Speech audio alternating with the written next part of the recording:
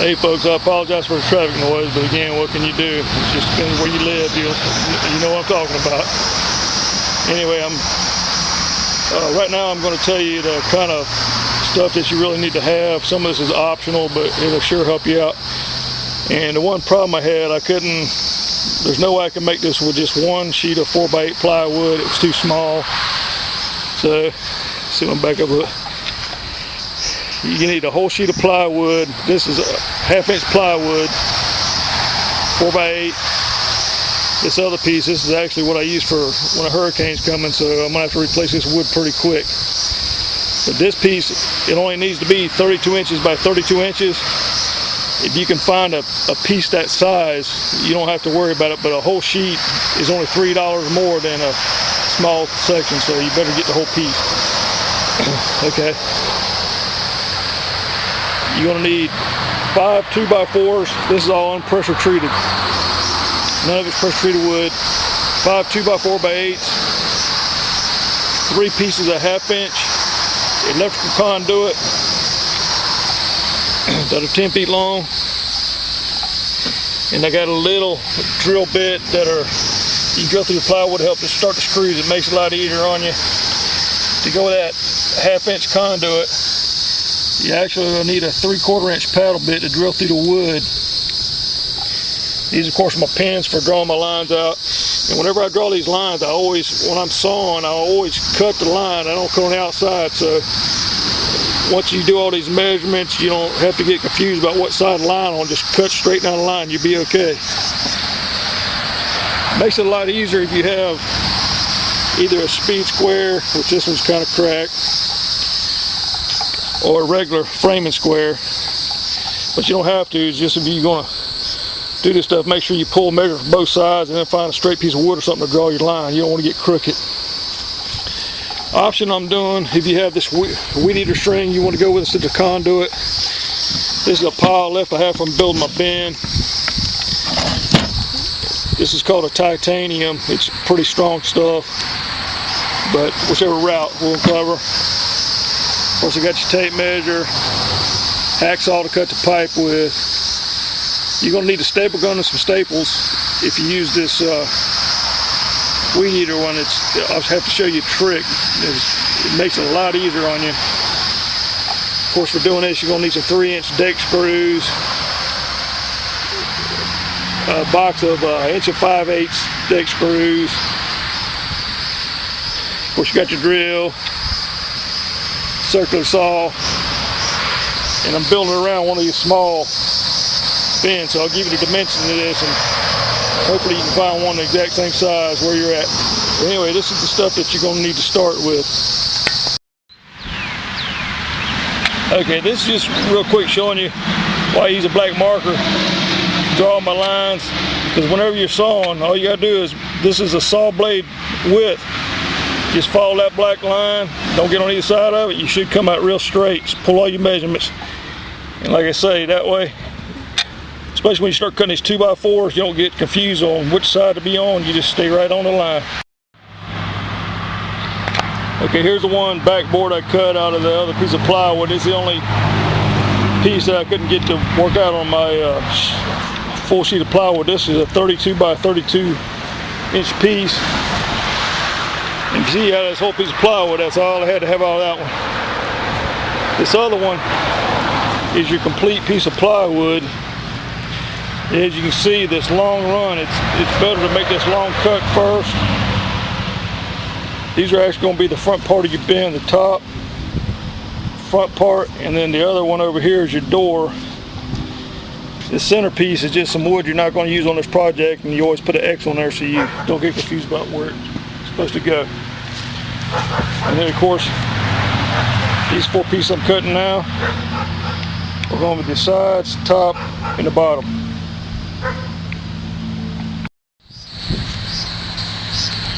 Okay folks, I got all my wood cut. Here's my EMT pipe, all my plywood, everything. And thunderstorm's coming, so I'm going to resume this tomorrow. But if you actually have, I'm going to show you what I cut this stuff with. I actually have what's called a chop saw, miter saw. Miter saw, you can cut this wood with no problem.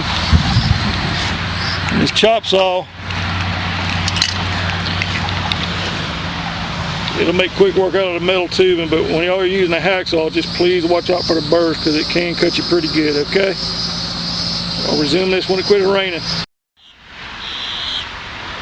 Hey folks, first thing I'm showing you today is these are the ones I'm making a box out of. This one I've already drilled one hole in, is the one where your EMT pipe goes to it. And again, I'm using 1/2 inch galvanized EMT piping. And I'm drilling 3/4 inch holes, and I'll show you how this thing fits in there.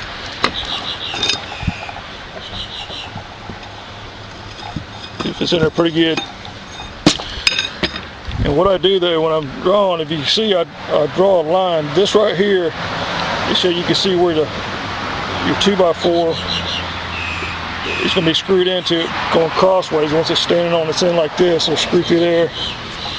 And so what you do, you're marking the middle of the 2x4 with a line, and this line is 1 3/4 inches. Makes it the center. And of course both these boards I marked so I can keep them both going the same way. And that way, you know, all your holes line up. And when I'm drilling these holes, what I'll do is I'll drill this side halfway through, and I got this other side marked, and then I'll drill that one the other way through, and it makes it a lot easier so these holes stay about perfectly lined up. And then after I get all these holes drilled, I'm going to show you what to do next. Okay, as you can see, I got all the holes drilled, and I got all the EMT pipe installed in this thing. Wound up being 14 EMT pipes. I got one spare piece left over. And whenever you're putting these in here, if you have a little problem getting it in there, you can just run the paddle bit through there and it'll loosen it up a little bit more, and it'll go right in there. I just have these boards just sitting here. It makes it a lot easier to line these pipes up when you put it together. And as you can see, I pre-drilled pilot holes in these boards. You can see I marked so I don't get confused, to make sure this board I'm not putting out here and getting in the wrong place. But I have these pilot screws in here, and here's the last one I got to put in. And I'm going to be making the box. This one here is, of course, your flow through, and I got to build 2 more of these, one for the floor and one for the top. And I've already got these longer boards, as you can see, all pre-drilled, ready to go, so that way you're not fumbling with screws. And once I get all these boxes put together, I'll go on to the next part. Okay, now that you got your 3 boxes made, that's the bottom. Of course, here's your one with the EMT pipes. This is going to be the top box right here. If you notice these EMT pipes, the reason why I cut them exactly 24 inches, if you look, they're not sticking out. They're just right inside. That's so when you mount your plywood, you don't have to use any glue or anything. The plywood will hold these things in, so you don't have to worry about the wood shifting or anything. So let me see if I can do this one-handed. Next, you're going to take a piece of the 24 by 32 inch plywood for this base. And this next step is you'll be putting it on, and then of course you screw it down with 1 5/8" screws. And if you can see, when I kind of flush it up, usually your wood will kind of move around a little bit. On this edge right here, it's flush, but if you look right here, it kind of sticks out just a little bit. And the secret to squaring this stuff up is you get on your square side, you'll screw this down on one side, and then you can shift this board over, and it'll come out perfectly smooth. But I'm fixing to screw this board down, and then we'll go on to the next step. Okay, now I got the board screwed down. See, I got it good and square. It doesn't have to be perfect. Just try to get as good as you can. Everything turns out a lot better when it gets square. And these are the 4 legs going to the bottom, but they're 18 inches long. So what I need to do is take this bottom piece. Like I say, this is going to be like it is, but your legs, you're going to have to come to the bottom. So I need to flip this thing over. I need these 4 corners. What you're going to have to do, when you set these boards down in here, just get them real square. And need to run a couple screws in this way, straight in. And on this side, it's better if you stagger them. That'll give you a lot of support on these legs. But I'm going to wind up putting the 4 legs on this thing, and I'm going to show you the next step after I got my 4 legs installed. Okay, next I got my back and my 2 side pieces down here. And what we're going to do right now is this part right here is the back, and of course the 2 sides. The other one's going to be the front. You want to put the back and the 2 sides on, but it's better to do this on the ground because it's going to start getting heavy. But whenever you put the plywood, just make sure the bottom of your plywood is flush with the bottom of this, and just lines right up with this corner. Same for the sides. Just make sure it's right on the edge of this and follows dead on the bottom. And get all that screwed down real good, and then I'll show you what it looks like on that part. Okay, now if you notice, I got my sides on, backs on, and I put the short boards down here. That's where your flow-through part's going to sit on there. And when you put them boards down, I just screw them down through the sides. Like I say, even this way I cut this wood, it's not overlapping each other. If you wanted to get fancy, you could even make your own measurements, cut it bigger. If you don't like the way this looks, you can put some trim on it. But it's the best way I could get it and make out the wood. But get those boards screwed down, and I'll show you how to do the next part of it. Okay, next you just set your flow-through part on top. And of course you're going to need to secure it through all the back and the sides. And this design I made where, let me show you right quick before I get this thing further together. It'll have a door right here. You just put your bin under there, and you still got room up underneath to harvest down in this bin. But if for some reason you wanted this thing a little deeper, you can actually shorten those boards. The front, you'd have to remodify the cuts in the plywood I showed you to get a deeper depth in there. Or if later on, if you decided you outgrew the depth, you could actually make, once I get this together, you can make another riser piece that goes on this top. I'll show you later. But the depth from the flow-through part up to the top is going to actually be 16 inches. So if you need more than that, you're going to have to make some different measurements. Okay, I went ahead and did just like these other boards that we did down here in this part. I did the same thing with these boards, and then I screwed the top on here. And if you notice, a lot of times when you're doing this stuff, this top piece, you can see it got a little off right here.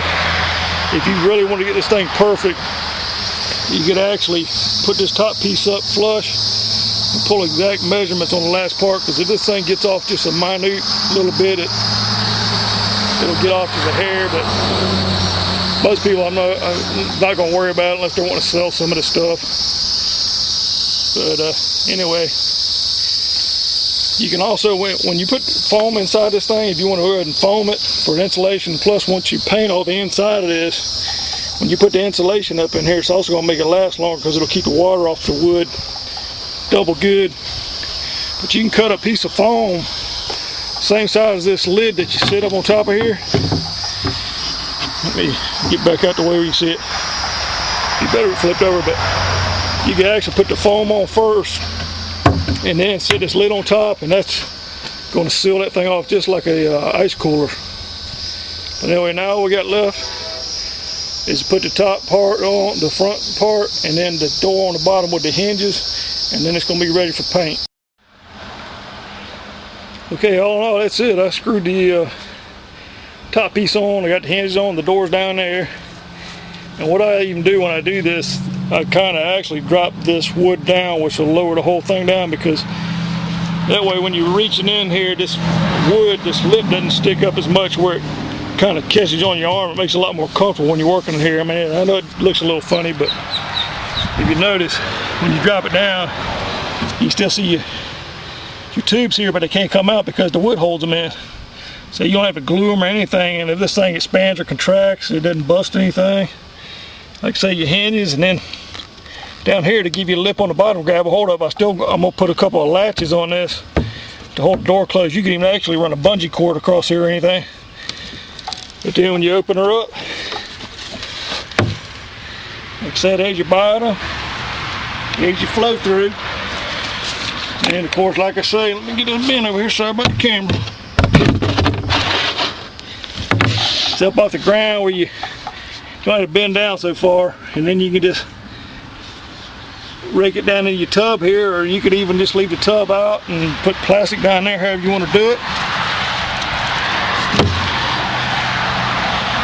Like I say, there's your completed bin on the paint job. Put some insulation in it. Hopefully this will help. This basic concept you can make any size. Just bigger bins, just conduit. If you get like 4 feet bins, mine's actually, my big one's made because I got a weed or string problem. I can drill holes and slide these right through without taking my bin apart.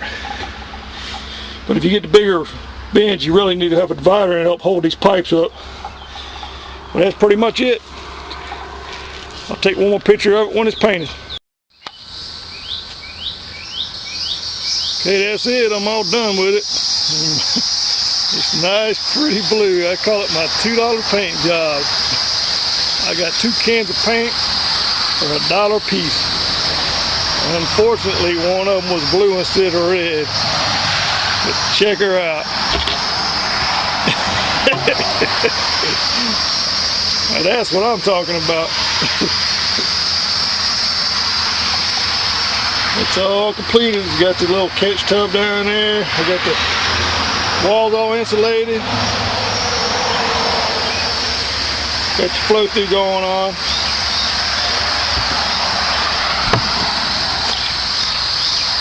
There's the front. I guess that paint sure is nice looking. But if you notice on this, I know it's hard to see, they kind of played a little trick on me. It told me this can was red paint. They put red paint on it. But if you look on the inside, it's blue, so make sure you check your paint out before you get it.